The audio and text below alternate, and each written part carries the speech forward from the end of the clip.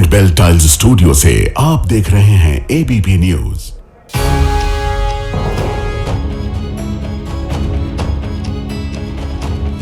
नमस्कार, मैं हूं प्रतिमा मिश्रा। आज दिन की बड़ी खबरों के साथ आइए शुरू करते हैं भारत की बात। शुरुआत उन खबरों से जिन पर विस्तार से करेंगे चर्चा।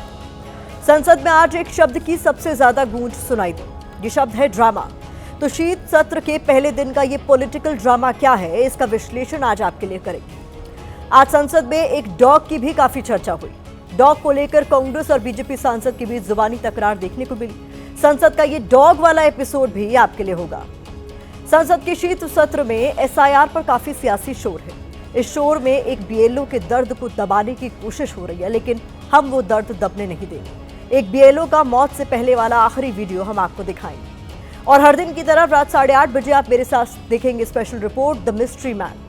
तो आइए शुरुआत करते हैं और आज सबसे पहले बात ड्रामा ऑफ डेमोक्रेसी की करेंगे। सोमवार को इस शब्द की संसद और सियासी गलियारों में काफी गूंज सुनाई दी। इसके अलावा संसद में शीत सत्र के पहले दिन जिन शब्दों की चर्चा हुई उनमें ड्रामा के साथ ड्रामेबाजी, delivery, dream, dog, actor, cheerleaders और पाखंड शामिल है।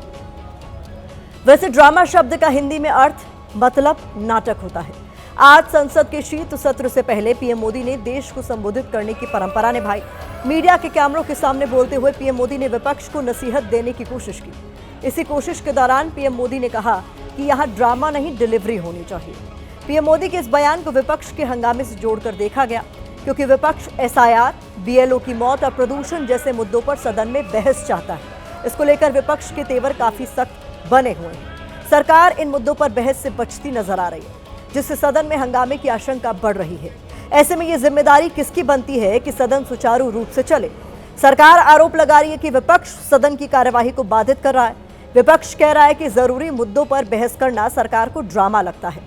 सत्ता पक्ष और विपक्ष के बीच कैसा ड्रामा ऑफ डेमोक्रेसी चल रहा है, इस रिपोर्ट में देखिए। ड्रामा करने के लिए जगह बहुत होती है, यहाँ ड्रामा नहीं, डिलीवरी होनी चाहिए। तो यहाँ से ड्रामा शब्द की एंट्री संसद के शीत सत्र में हुई। इसके बाद तो ड्रामा शब्द पर सियासी गलियारों में जैसे ढोल बजने शुरू हो गए। सत्ता पक्ष और विपक्ष ने कैसे इस ड्रामा को अपनी अपनी सियासी सहूलियत के हिसाब से डिकोड किया, वो देखिए। पीएम मोदी ने जो कहा कि यहाँ ड्रामा नहीं, डिलीवरी चाहिए, इससे उनका मतलब ये है कि विपक्ष सदन की कार्यवाही सुचारू ढंग से चलने दे, हंगामा ना करे। अब विपक्ष क्या कह रहा है? विपक्ष का कहना यह है कि जरूरी मुद्दों को उठाना ड्रामा नहीं है। पीएम मोदी ने इस शब्द को हथियार बनाकर विपक्ष पर हमला तब बोला है जब वो एसआईआर, बीएलओ की मौत और प्रदूषण पर सदन में चर्चा चाहता है। पीएम मोदी समेत सरकार कह रही है कि विपक्ष की कोशिश सदन को जरूरी मुद्दों से भटकाने की है। उधर विपक्ष कह रहा है कि एसआईआर और प्रदूषण बहुत बड़े मुद्दे हैं और मुद्दे उठाना ड्रामा करना नहीं है। पीएम ने कहा है कि विपक्ष पराजय की निराशा से बाहर निकलकर दायित्व निभाए, जरूरी मुद्दे उठाए। विपक्ष पलटवार कर रहा है कि सदन चलाने की जिम्मेदारी सरकार की है। पहले दिन ही ड्रामा जैसे शब्दों का इस्तेमाल कर पीएम मोदी ने अपनी मंशा साफ जाहिर कर दी है। सरकार खुद सदन की कार्रवाई चलने नहीं देना चाहती है, विपक्ष को भरोसे में नहीं लेना चाहती है। सत्ता पक्ष और विपक्ष के बीच इस वाक युद्ध का अंजाम क्या हुआ? सदन में पहले दिन ही जमकर हंगामा हुआ। लोकसभा से लेकर राज्यसभा तक शोर ही शोर सुनाई दिया। Speaking about issues, raising issues is not drama. Drama is not allowing discussion. Drama is not having a democratic discussion about issues that matter to the public. अब दोनों एक दूसरे पर सदन न चल पाने का ठीकरा फोड़ रहे हैं। विपक्ष कह रहा है कि पीएम मोदी का ये कहना कि सांसद ड्रामा कर रहे हैं दुर्भाग्यपूर्ण है। सरकार खुद नहीं चाहती कि संसद में काम हो। जनहित में, राष्ट्र हित में, गरीबों के हित में क्या काम हो रहा है, और यदि विपक्ष इसको चलने नहीं देता है तो ये डेमोक्रेसी की हत्या है। Parliament is for what? It is not cheerleaders club. It is a place where we discuss about the people's issue. संवेदनशील मुद्दे हैं, वो सवाल उठाते हैं, उस पर चर्चा की मांग करते। तो सरकार यदि चाहती है कि सदन चले तो चर्चा करा दे। अब सरकार ने विपक्ष के खिलाफ जो स्टैंड लिया है और विपक्ष ने एसआईआर के खिलाफ जो आक्रामक रुख अख्तियार किया है, आगे भी आसार नजर नहीं आ रहे कि सदन में काम होगा। ये देश के लिए संवेदनशील इशू है, इसमें सभी विपक्ष को सपोर्ट करना चाहिए और अगर नहीं समझ में आ रहा है तो आधे घंटे की क्लास प्रधानमंत्री जी के साथ कृपया लीजिए। विपक्ष कभी ड्रामा नहीं करता, विपक्ष ड्रामा करने वालों को रोकता है कि आपने जो मैनिफेस्टो में जो बातें कही हैं उन बातों को पूरा करिए। जैसे उन्होंने मानसून सत्र को इसी एसआईआर के हंगामे की भेंट चढ़ा दिया, उसी तरह से विंटर सत्र, लेकिन देश की जनता देख रही है। हमारा तो सबसे ज्यादा अच्छा करते हैं ये देश में, उनका नाम है नरेंद्र मोदी प्रधानमंत्री। फिलहाल सरकार विपक्ष की ओर देख रही है, विपक्ष सरकार की मंशा दिखा रहा है और देश की जनता की नजर संसद की तरफ है कि क्या इस बार भी जनता के मुद्दों पर सदन में सार्थक चर्चा हो सकेगी।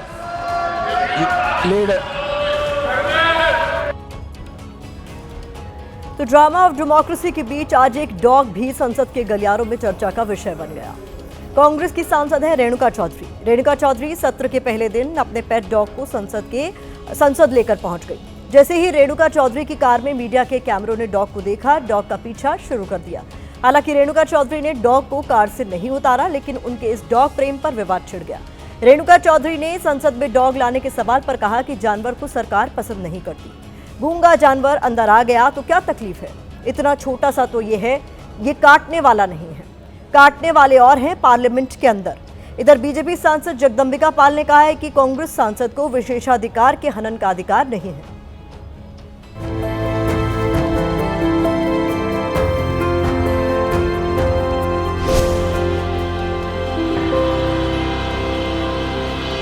एक स्कूटर वाला और कार वाले का टक्कर हुआ, उसके आगे ये छोटा पिल्ला निकल के सड़क पे घूम रही थी। मैंने सोचा ये किसी पहिए के नीचे आ जाएगी, मैं उठा के उसको गाड़ी में रखी और पार्लियामेंट आई और वापस भिजवा दी। तो किस बात की चर्चा चल रही है? असली डसने वाले और काटने वाले पार्लियामेंट में बैठे हैं। उनको एहसास नहीं कि लोकसभा राज्यसभा देश की जनता की भावनाओं को प्रतिबिंबित करने वाली है। वहाँ पे अपने डॉग को लेके आए, उस पर सवाल किया जाए तो उस पर जिस तरह का बयान दे रहे हैं, देश को शर्मसार कर रहे हैं, अपने खुद लोकतंत्र का पे कुठाराघात कर रहे हैं और इस पार्लियामेंट का अपमान कर रहे हैं। उनके खिलाफ कार्रवाई होनी चाहिए। संसद में शीत सत्र के पहले दिन कोई कामकाज नहीं हो पाया, तो कुल मिलाकर हंगामेदार ये पूरा सत्र रहा और इसको लेकर तमाम तरह के ये भी लगाए गए कयास कि विपक्ष की तरफ से सरकार पर तमाम तरह के आरोप लगाए गए, ये कहते हुए कि सरकार ही नहीं चाहती है कि सदन में वो मुद्दे जो कि महत्वपूर्ण है, जो जनता से जुड़े हुए हैं, उस पर चर्चा की जाए। लेकिन विपक्ष यहाँ पर दूसरे मुद्दे, जो अहम मुद्दे हैं उनकी नज़र में, जो उनका कहना है कि सीधे सीधे जनता से जुड़े हुए मुद्दे हैं, उस पर चर्चा सरकार नहीं करने देना चाहती है, चाहे वो पोल्यूशन का मुद्दा हो या फिर एसआईआर या बीएलओस की मौत का। आप बैठिए। I was disheartened that the House did not get an opportunity to bid him a farewell. दोनों तरफ आप संतुलन बना रखेंगे तो अच्छा होगा कि प्रधानमंत्री बाहर बहुत जोरदार तकरीर करके आए और अपना प्रेस कॉन्फ्रेंस करें और हमारे ऊपर भी बहुत इनडायरेक्टली हमला किए, लेकिन उसका जवाब तो हम मुंहतोड़ यहाँ पर देंगे। हमारे बहुत ही सम्मानीय है लीडर ऑफ ऑपोजिशन। ठीक है, आपको बिहार की हार ने, हरियाणा की हार ने, महाराष्ट्र की हार ने काफी तकलीफ पहुंचाई है, लेकिन तकलीफ को डॉक्टर के सामने बोलना चाहिए। भूतपूर्व उपराष्ट्रपति को, भूतपूर्व चेयरमैन को जिस भाषा का इस्तेमाल करके आप लोगों ने जो अपमान किया, आप क्या वो भूल गए? आप लोगों ने भूतपूर्व चेयरमैन के बारे में जो अनाप शनाप बात करके आप लोगों ने रिमूवल मोशन जो सर्व किया है, और जो भाषा, वो कॉपी अभी भी हमारे पास है। तो हंगामे की ये तस्वीरें आपने देखी। आज विपक्ष ने संसद में आरोप लगाया कि सरकार एसआईआर के मुद्दे पर बहस ही नहीं चाहती। इसको लेकर खूब हंगामा हुआ। लेकिन इस हंगामे और शोर के बीच एक पीड़ा, एक दर्द, एक बेबसी को किसी ने महसूस नहीं किया। लेकिन एसआईआर के सियासी शोर में हम उस दर्द को दबने नहीं देंगे। हमारी दूसरी खबर एक बीएलओ के दर्द से ही जुड़ी हुई है। एसआईआर की ड्यूटी कर रहे booth level officer Sarvesh Singh ने अपनी जान दे दी। मौत से ठीक पहले सर्वेश सिंह ने एक वीडियो रिकॉर्ड किया जो सोशल मीडिया पर वायरल है। मरने से पहले बनाए गए वीडियो में सर्वेश सिंह ने रोते हुए जो कहा है वो आपको अंदर तक झकझोर देगा। सर्वेश की बातों को आप सुनेंगे तो आपको पता चलेगा कि बीएलओ पर काम का कितना दबाव है और यही दबाव अब बीएलओ के बर्दाश्त से बाहर हो रहा है। कहीं हार्ट अटैक से जान जा रही है, कहीं बीएलओ सुसाइड कर रहे हैं। इसके बावजूद सरकार बीएलओ की मौत पर संसद में चर्चा को तैयार नहीं है।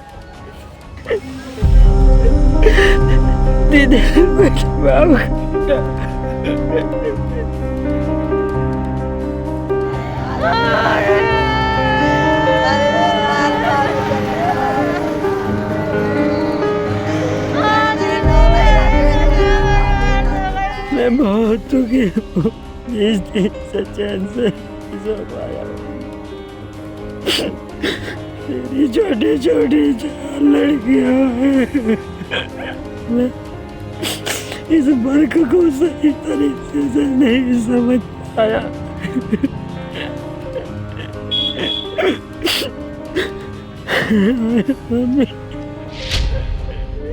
बीएलओ सर्वेश जैसे बिखर गए। सर्वेश की आंखों में गम और दर्द का समंदर था। उसकी थरथराती सांसें मानो उसका साथ छोड़ रही थी। मौत को गले लगाने से पहले उसका हर शब्द पूरे सिस्टम पर सवाल उठा रहा था। वो जानता था वो जा रहा है, इसीलिए उसे अपने 4 बच्चियों की चिंता सता रही थी। मैं आपके इस खाने में समझ रहा, काश मैं इसमें निपुण हो पाता।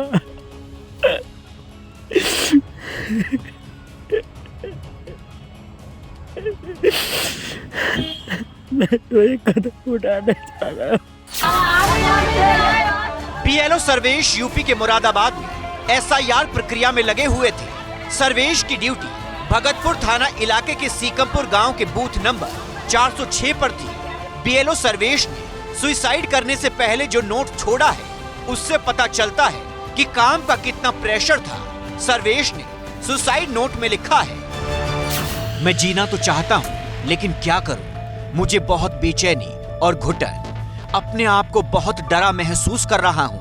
रात दिन काम करता रहा फिर भी लक्ष्य हासिल नहीं कर पाया। रात मुश्किल से कटती है, दिन में चैन नहीं मिलता, मुझे क्षमा करना। सर्वेश के सुसाइड नोट और वीडियो से पता चलता है कि उसके लिए काम का दबाव असहनीय हो गया था। उसे टारगेट हासिल करना था। बबली, मुझे माफ कर देना। मैं तुम्हारी दुनिया से दूर जा रहा हूँ। अब घर में चीख पुकार मची है। 4 छोटी बच्चियों का भविष्य अंधकारमय हो गया है। परिवार भी कह रहा है दबाव ने उनकी जिंदगी को खत्म कर दिया। फैमिली में सब बहुत प्रेशर है। एसआईआर फॉर्म का मैं कैसे करूँगा? मैं बहुत समझा के भी मैं तो तुम्हारे साथ ना करूँगी, तुम्हारी हेल्प मैं करने के लिए तैयार हूँ। मैंने अपने घर से ही बुलाया हेल्प के लिए। सर्वेश पहली बार बीएलओ बने थे, उन्हें कोई ट्रेनिंग भी नहीं दी गई थी। रात के 2-2 बजे तक एसआईआर प्रक्रिया को लेकर फोन आते थे। मैं लगभग 3-4 दिन से इनकी मदद कर रहा हूँ एसआईआर के फॉर्म कलेक्ट करवाने में, भरवाने में, लोगों को बताने में कैसे कैसे भरने थे। एक तय समय में बीएलओ को एसआईआर प्रक्रिया का काम खत्म करना है, लेकिन दबाव की वजह से अब बीएलओ अपनी ही जिंदगी खत्म कर रही हैं। बताया जा रहा है कि सर्वेश ने 67% अपना काम पूरा कर लिया था, लेकिन उसके बाद भी उन पर दबाव था। तो एसआईआर से संबंधित कुछ बातें आ रही हैं इसमें, लेकिन इनके कार्य और विभिन्न जो अन्य पहलू हम देख रहे हैं उससे ऐसा फिलहाल सीधा कनेक्शन बहुत स्टैब्लिश नहीं हो रहा। हम सर्वेश का सुसाइड नोट और आखिरी वीडियो कई सवाल उठा रही है, जिसकी अब पुलिस जांच कर रही है। देश के 12 राज्यों में एसआईआर स्पेशल इंटेंसिव रिवीजन यानी विशेष मतदाता पुनरीक्षण की प्रक्रिया चल रही है। अब चुनाव आयोग ने एसआईआर प्रक्रिया को 7 दिन आगे बढ़ा दिया है। दूसरी तरफ बीएलओ की मौत पर कई गंभीर सवाल उठ रहे हैं। सवालों के घेरे में आई एसआईआर प्रक्रिया के दौरान होना तो ये चाहिए था कि बीएलओ पर काम का प्रेशर कम किया जाता, लेकिन हो क्या रहा है? चुनाव आयोग कह रहा है कि बीएलओ पर दबाव है ही नहीं। होना यह चाहिए था कि काम के प्रेशर में किसी की जान नहीं जाती, लेकिन हो क्या रहा? चुनाव आयोग इन मौतों पर संवेदनशील होने का बयान देकर चुप है। आज एसआईआर के विरोध की 2 तस्वीर पश्चिम बंगाल से भी सामने आई। कोलकाता में टीएमसी समर्थक बीएलओ ने चुनाव आयोग के दफ्तर के बाहर प्रदर्शन किया। दूसरी तरफ कोलकाता में ही मथुआ समाज के लोगों ने सड़क पर उतरकर एसआईआर के खिलाफ आवाज उठाई। मथुआ समाज के इस प्रोटेस्ट को कांग्रेस नेता अधीर रंजन चौधरी ने समर्थन भी दिया। एसआईआर प्रक्रिया को लेकर बीएलओ की मौत को विपक्ष मर्डर बता रहा। इसके बावजूद सरकार को इस मुद्दे में गंभीरता नहीं दिखती। इधर देखने को मिला कि बड़े पैमाने पे जान गई है। सर्वेश सिंह मुरादाबाद, तो ये जल्दीबाजी क्यों? यूपी में कोई इलेक्शन नहीं है अभी, इसलिए बीजेपी को चिंता ही नहीं है। ये एसआईआर नहीं है, ये सीएए हो रहा है, इसका हमको आपत्ति है। इतने धांधली पकड़ी जा रही है। जहां बीएलओ में इतना प्रेशर है, जहां इलेक्शन कमीशन ने कोई तैयारी नहीं करी है कि फॉर्म्स कैसे भरे जाएं, और प्रेशर के तहत जहां बीएलओ आत्महत्या कर रहे हैं, तो इसका जिम्मेदार आखिर कौन है?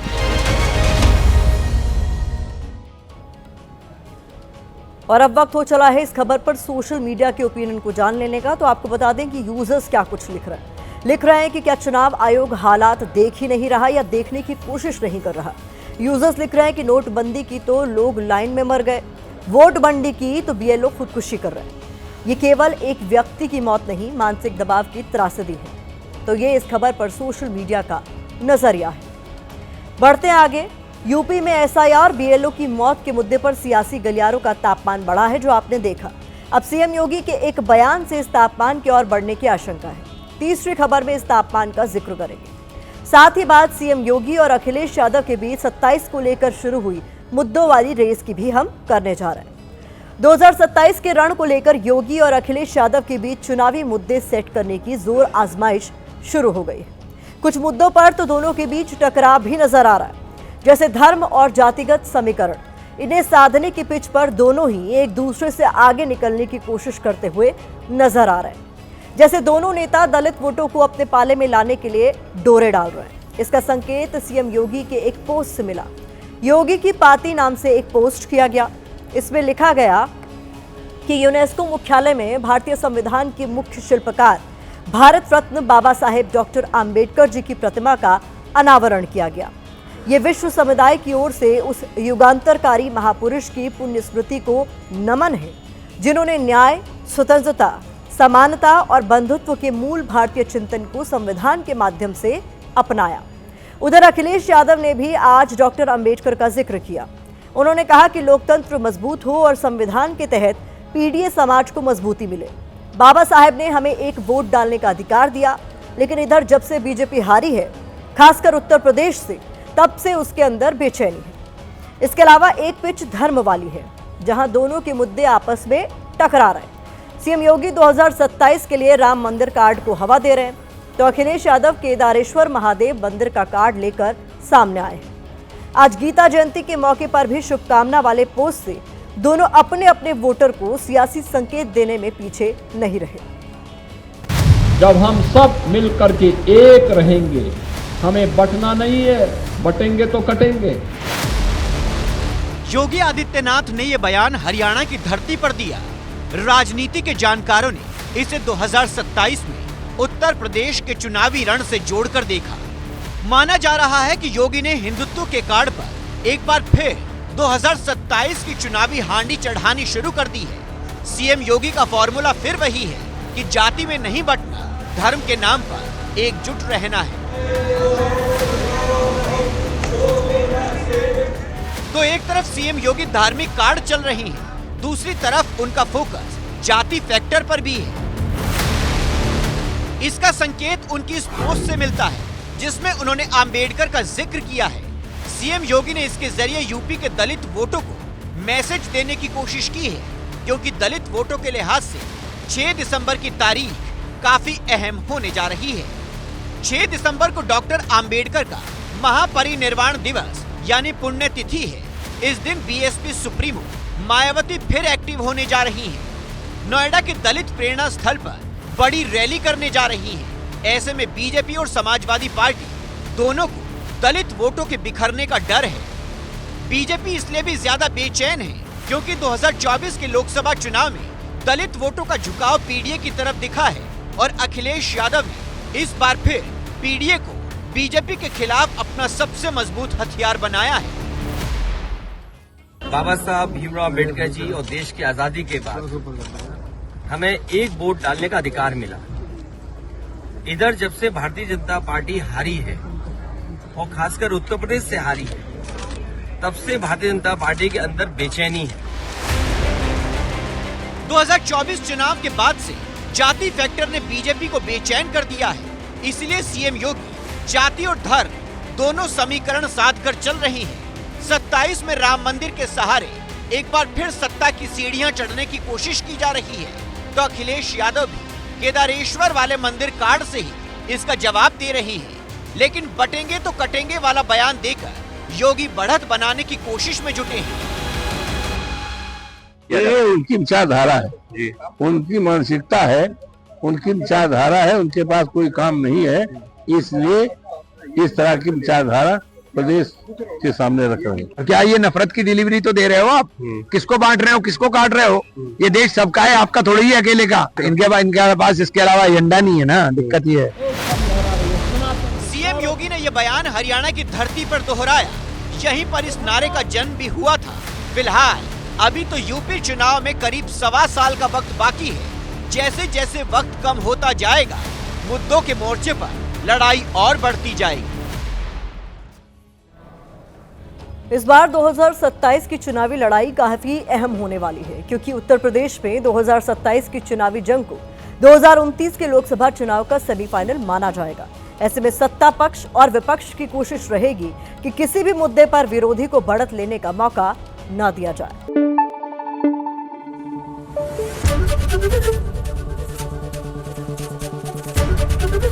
एबीपी न्यूज आपको रखे आगे।